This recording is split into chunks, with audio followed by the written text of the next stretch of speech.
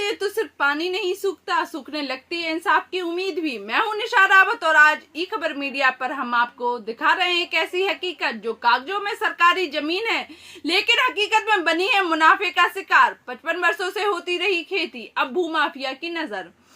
तालाब की जमीन पर अवैध कब्जा, प्रशासन मौन। जनपद गोंडा के एटिया थोक थाना क्षेत्र के ग्राम पूरी सिंधारी में एक गंभीर मामला सामने आया है, जहां सरकारी तालाब की भूमि पर दबंगों द्वारा अवैध कब्जा किया जा रहा है और प्रशासन अब तक मौन है। ग्रामवासियों के अनुसार गाटा संख्या 199 रकबा 0.3160 हेक्टेयर में स्थित तालाब बरसों से गांव की वर्षा जल निकासी और आवश्यक समय पर उपयोग हेतु था, लेकिन अब कुछ राशुकदार व्यक्तियों कामनी प्रसाद पुत्र मनसाराम बहादुर और पूरनचंद्र पुत्र संत सरन द्वारा इस भूमि पर जबरन मिट्टी पटाई कर कब्जा किया जा रहा है। प्रार्थी करमचंद पुत्र राम सगन का कहना है कि 30 बीघा जमीन पर वह बीते 55 वर्षों से जुताई बुवाई कर रहा है, लेकिन अब भूमाफिया किस्म के लोग इस जमीन पर कब्जा करने की कोशिश में लगे हैं। तालाब का अस्तित्व समाप्त करने की कोशिश जारी है और प्रशासन द्वारा कोई ठोस कार्रवाई नहीं की गई।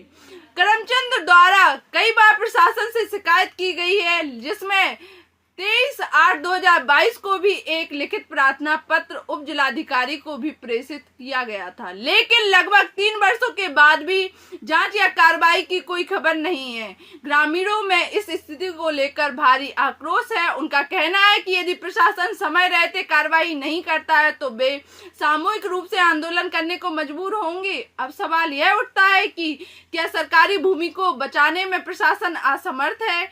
क्या रसूखदारों के सामने कानून बौना साबित हो रहा है?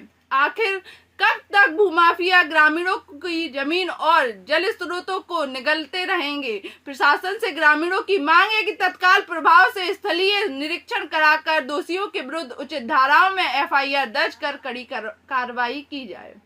नमस्कार, ई खबर मीडिया के साथ आज इतना ही।